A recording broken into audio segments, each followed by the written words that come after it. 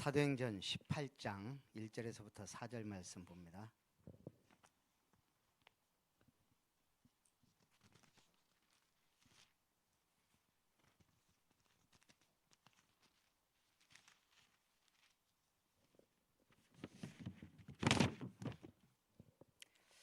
사도행전 18장 1절에서 4절 한 절씩 교독합니다. 그 후에 바울이 아덴을 떠나 고린도에 이르러 아굴라라 하는 본도에서 난 유대인 한 사람을 만나니 글라우디오가 같이 봅니다. 모든 유대인을 명하여 로마에서 떠나라 한 고로 그가 그 안에 브리스길라와 함께 이달리아로부터 새로 온지라 바울이 그들에게 가매 생업이 같으므로 함께 살며 일을 하니 그 생업은 천막을 만드는 것이더라. 안식일마다 바울이 회당에서 강론하고 유대인과 헬라인을 권면하니라. 아멘. 우리 만남은 우연이 없습니다. 하나님의 계획 안에 있는 절대 계획 속에서의 만남. 이걸 가장 잘 보여주는 게 사도행전 18장 1절 4절 바울과 브리스가의 만남입니다. 그래서 이 만남이라는 게 순천에 여고생이 심부름 갔다가 묻지마 살인을 당했어요. 그래서 막 신문에 계속 나고 막 뉴스에 났죠. 그런데 어느 날 최영구 집사님이 순천교도소로 왔다 그래요.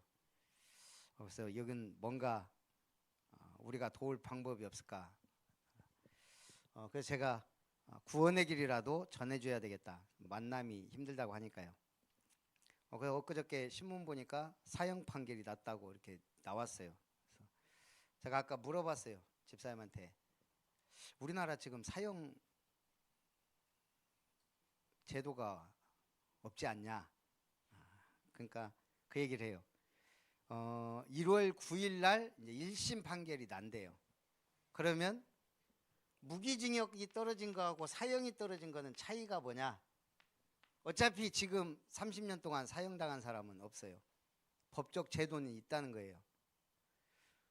무기징역이면 20년, 25년 뒤에는 나올 수 있는 희망이 있는데 사형은 그런 게 없대요. 그냥 무기징역이 되는 거예요. 사형은 그리고 누가 대통령이 되냐에 따라서 사형시킬 수도 있고 그 얘기하더라고. 홍준표가 대통령이 되면 사형 자기는 시키겠다. 이제 국제사회에서는 또 뭐 그런 말이 있지만 그래서 어쨌든 박대성 같은 경우 만약 사형 판결이 나면 그냥 계속 감옥에서 이제 그 젊은 사람이 그래서 참 이런 만남도 있더라 이거예요. 심부름 가다가 그러면 그게 우연이냐?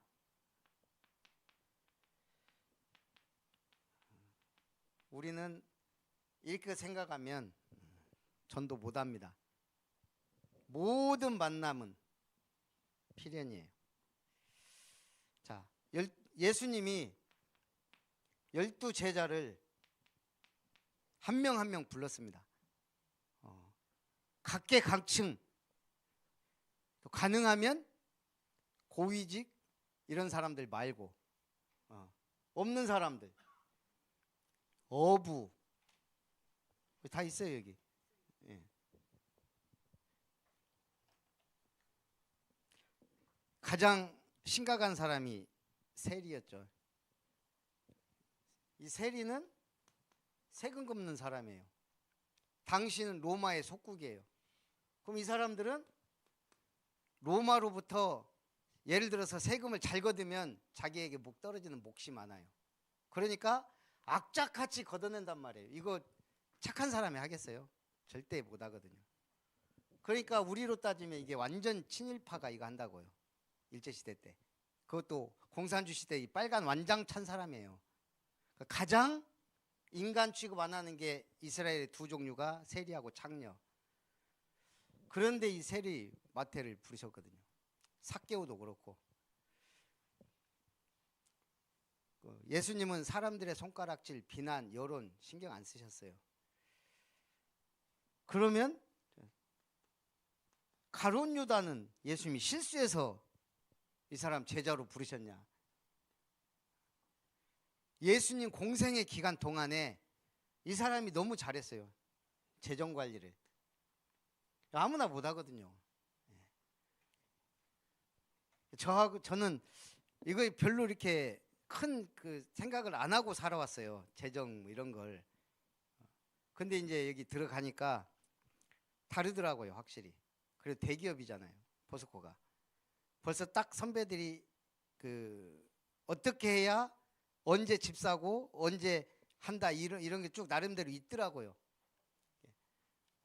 진짜 좀 빡세게 적금 넣어야 금방 자립하고 결혼하고. 근데 그게 어느 정도 이게 그림이 나와 있더라고요. 근데 이제 저는 그런 개념이 별로 없기 때문에 일단 이 사람들은 헌금 이런 게 없으니까, 우리는 이제 헌금이나 이런 거 따지고 보면 사실 좀 부족하죠. 근데 제가 우리 집사람 만나보니까 우리 집사람 가족들이 다 재정 관리가 좀 확실하더라고. 그래서 제가 보면서 당신은 계산해라, 나는 쓸게. 그런 주의가 됐어요. 그러니까 제 입장에서 보면 우리 계산할 사람 하나에 붙여줬으니까 나는 누릴게. 있든 없든 누리는 거예요. 있으면 있는데 없으면. 집사람이 볼 때 도저히 이해가 안 되는 사상이에요. 이게. 저하고 한복희 권사가 그런 식이거든.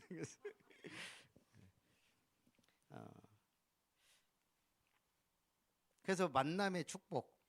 저하고 똑같은 여자 만났어 봐요. 이게 재정 신경 안 쓰고 지금 아마 빚더미에 앉아 있지 않을까. 물론 하나님이 그렇게는 안 했겠지만 가룟 유다가 있었기 때문에 원활하게 잘 돌아갔단 말이에요. 그러나 결정적인 순간에 누군가는 또 예수님을 팔아 넘겨야 되는 게 있었나 봐요. 그것도 구약에 가룟 유다가 죽어서 피밭에, 그런 것까지 다 예언이 돼 있어요. 가룟 유다 죽음까지. 그러니 성경이 우연히 가룟 유다가 온 것도 아니고, 핍박자 사울이 사도 바울이 됐단 말이에요. 이 사람이 핍박자였을 때도 하나님은 아셨죠. 그래서 왜 다메섹에서 사울을 꺾었어요? 이 사람은 완전 핍박자예요. 예수님을 만났지만 뭔가 이제 팀 사역이 필요하단 말이에요. 그래서 다메섹에 아나니아라는 제자가 있는지라. 그래서 이 아나니아에게 붙여주려고, 사울은 확실하게 꺾어야 되는데 어디에서 12사도가 있는데 놔두고 아나니아란 제자에게 붙였다니. 가장 부담 없이 바울에게 도움을 줄 수 있는. 사도한테 만나면 사도의 제자라고 할 거 아니에요. 바울은 그들보다 더 큰 일을 할 건데. 그러니까 사도한테 안 붙이고 아나니아란 제자에게 붙였어요.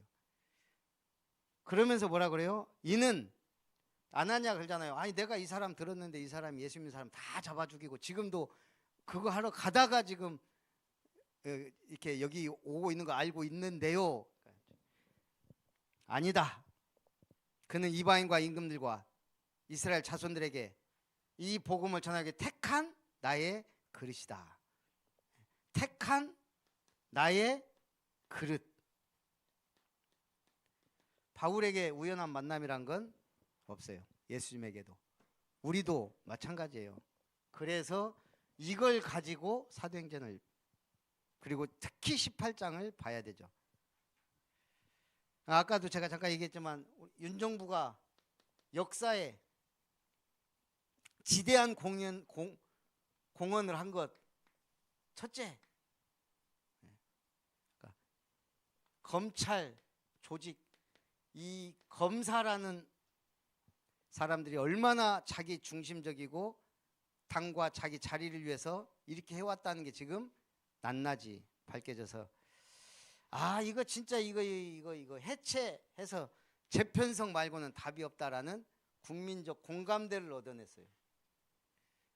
두 번째는 지금까지 쿠데타 일으킨 사람들 출신이 어디였죠? 지금까지 유일했어요. 육사. 근데 이게 이제 하나 추가됐어. 서울대 법대. 윤석열 때문에.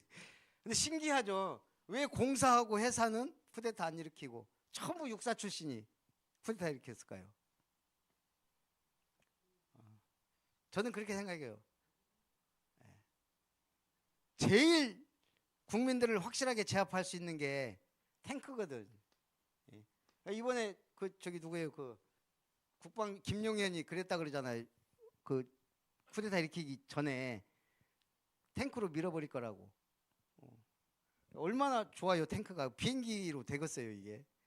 국회를 폭격할 수도 없는 일이고. 탱크 갖다 대면 벌써. 제가 볼 때 공사는 하늘을 보는 사람이고 해사는 바다를 보고, 땅만 보니까 이래, 땅만 보니까. 그래서 우리는 하늘도 보고 바다도 보고 땅도 보고 그래야 돼요. 그래서 이 특정 학벌주의, 이게 저는 노무현 대통령이 자살할 수밖에 없는 상황까지 몰고 갔잖아요. 그렇게까지 있을 수밖에 없는 게 뭐예요? 세력이 없어요. 세력이. 여기 검사도요, 서울대 출신하고 이 법조계도 아닌 완전히 다르대요. 그러니까 근데 저런 또라이가 있는지 어떻게 알겠어요? 알 수가 없어요. 근데 어찌 됐든 이것이 이제 조금 이 학벌주의가 좀 깨지고 있다. 서울대 법대 나오면 뭐하냐, 저렇게 한마디로 무식한데.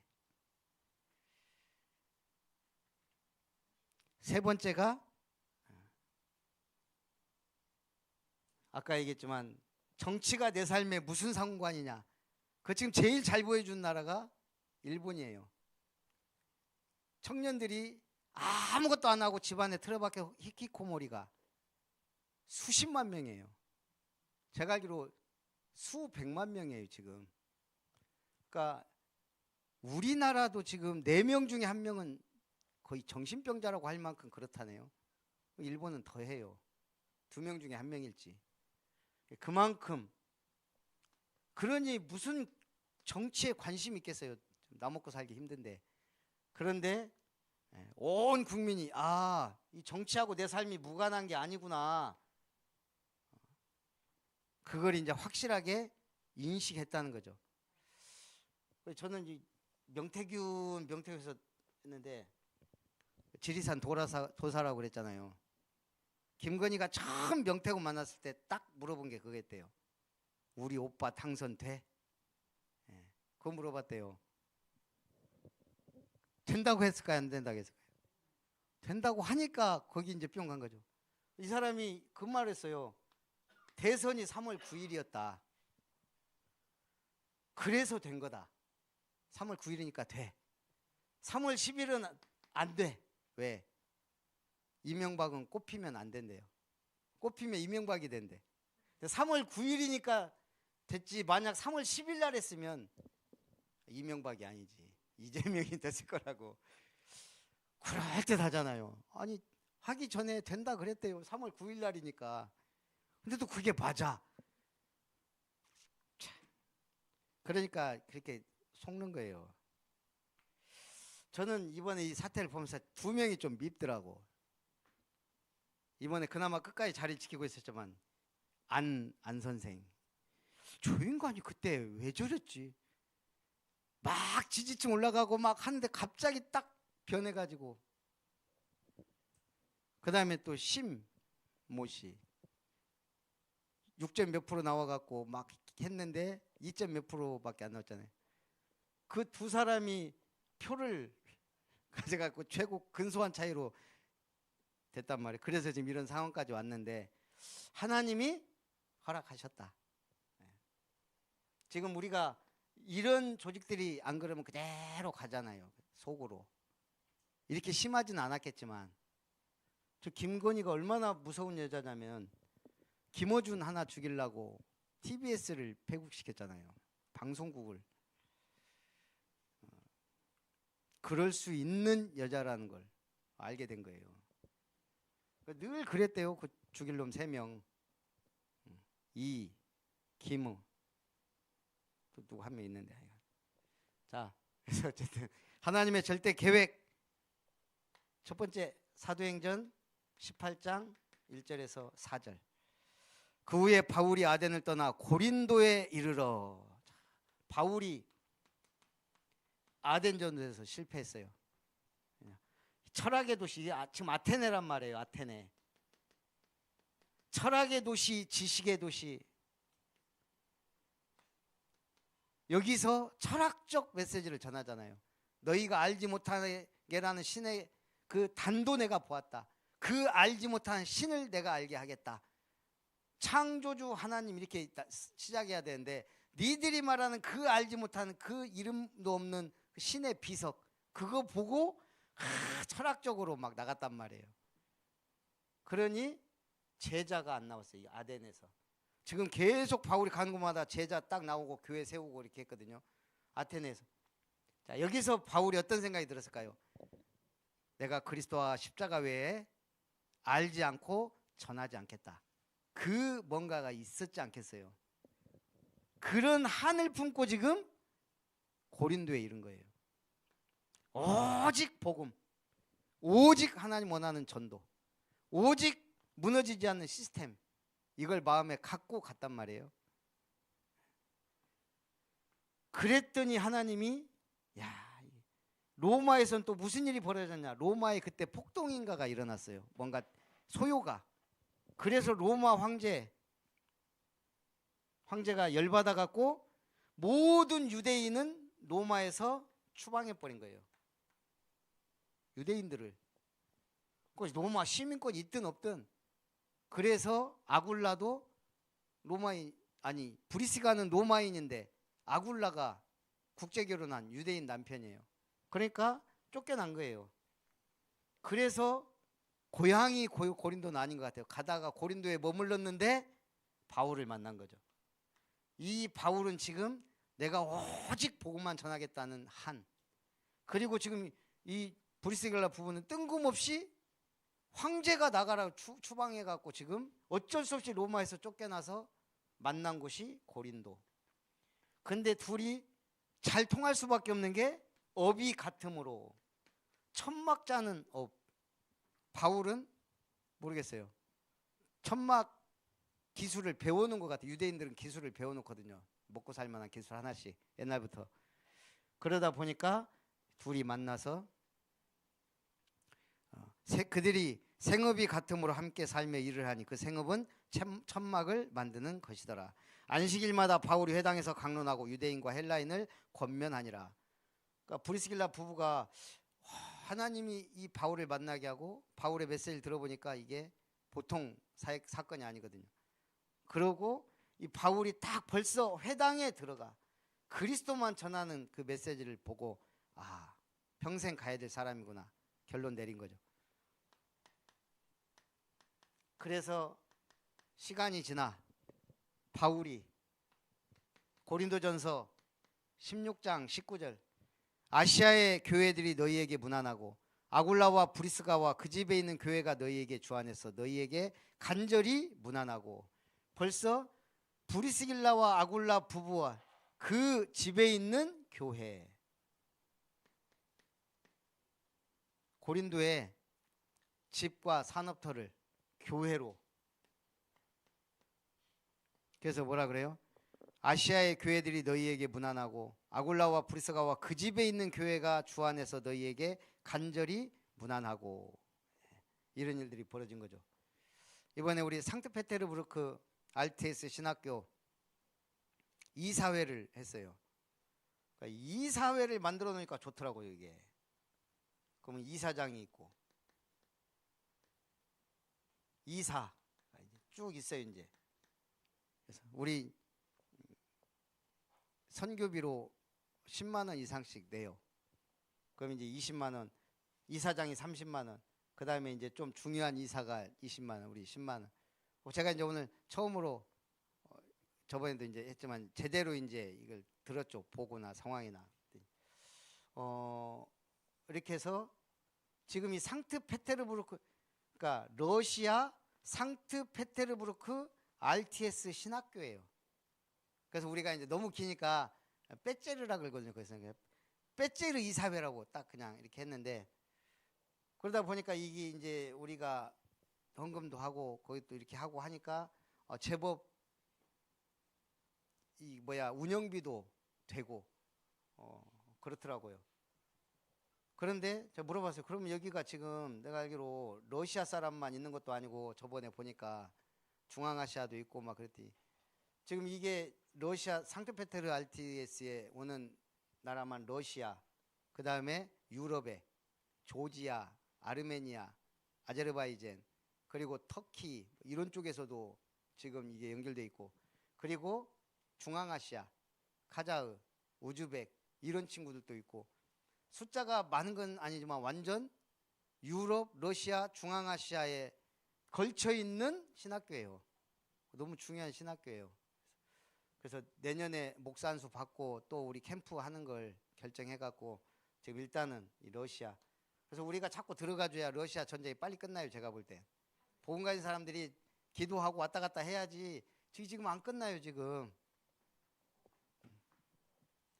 로마서 16장 3절 4절에는 그래서 바울이 뭐라고 합니까? 로마서, 너희는 그리스도 예수 안에서 나의 동역자들인, 여기서 그 동역자, 우리는 하나님의 비밀을 맡은 그리스도의 일꾼이자 동역자다 그랬잖아요. 하나님의 이 일을 함께 하는 자, 우리는 동역자입니다.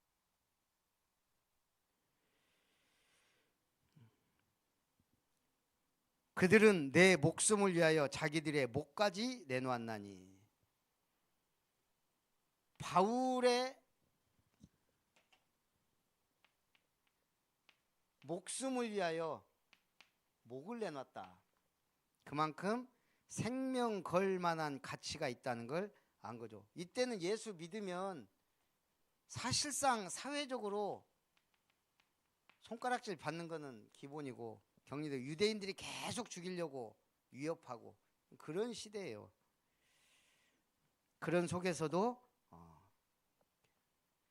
하나님 앞에 쓰임 받았습니다. 그래서 우리가 결론을 딱 하나 내야 돼요. 2025년을 향해 가면서. 그게 뭐냐? 이번 핵심에서 나온 참 제가 붙잡은 중요한 메시지입니다.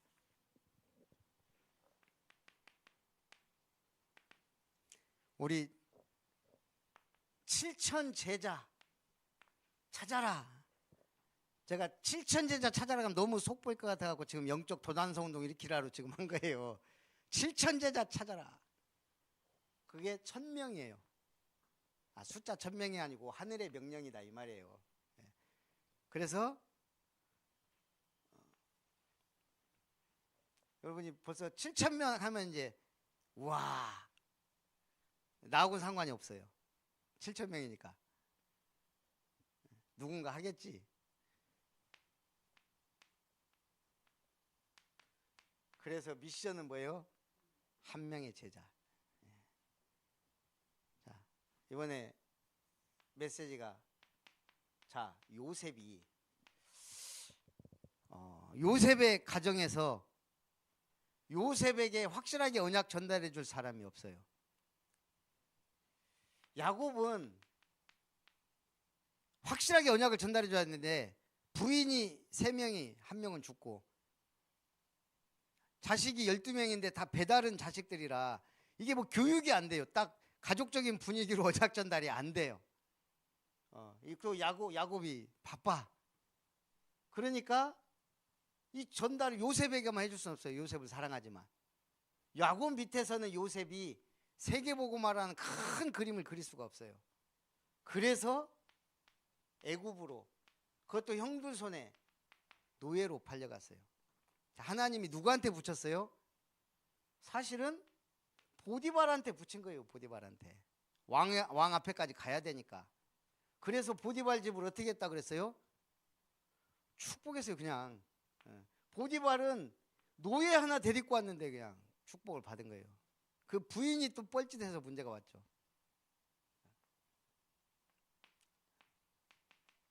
모세는 태어나자마자 살 수 없는 인생이에요.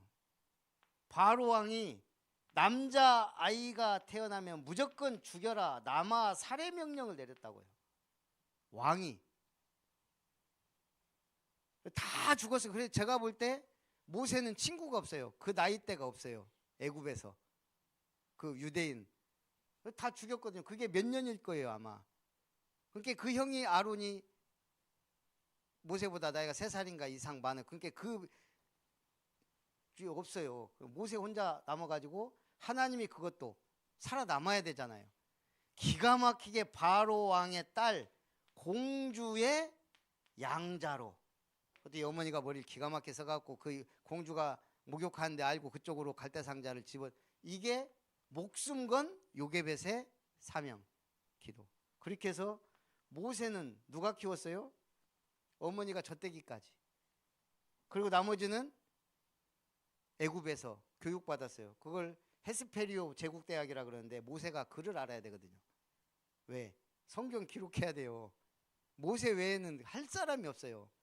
그래서 모세가 거기서 교육받고 창세기, 출애굽기, 레위기, 민수기, 신명기, 오경을 기록한 거예요.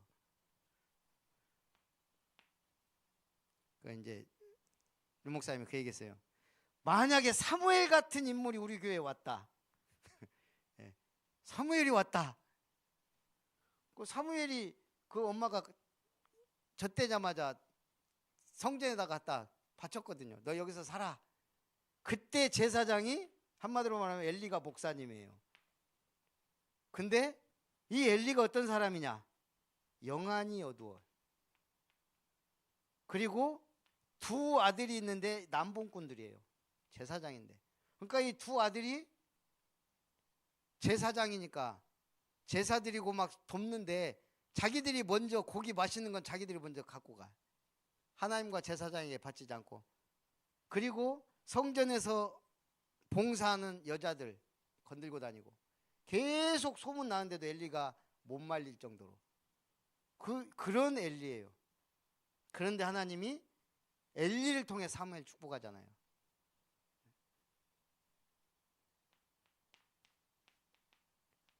하나님이 역시 다윗 같은 인물 사실은 사무엘에게 붙였거든요. 사무엘은 직접 하나님 음성 들었어요. 배울 데가 없으니까. 다윗이 사무엘로부터 받은 거죠. 언약궤의 비밀, 언약궤 중심의 삶.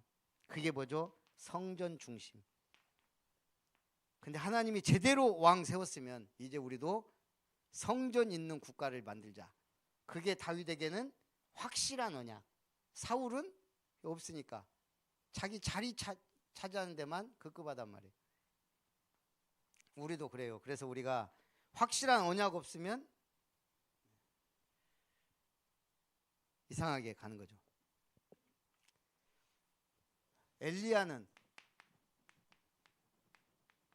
혼자 남았다고 생각했어요. 하나님이 진짜 도단성 운동할 수 있는 엘리사를 준비해서 딱 붙이잖아요. 그 한 명, 이 한 명이 7천 제자를 찾는데 그 중심 역할을 한 사람이 오바댜라는 얘기예요. 자, 오바댜 같은 한 명, 존 워너메이커 한 명 나오니까 다 해결되는 거예요. 재정, 뭐 모든 거. 자, 바벨론 시대 포로됐어요. 근데 왕족이나 귀족 중에 아주 똑똑한 아이들은 바벨론 왕궁으로 들어갔어요. 그게 다니엘과 사드락과 메삭, 아벳느고예요.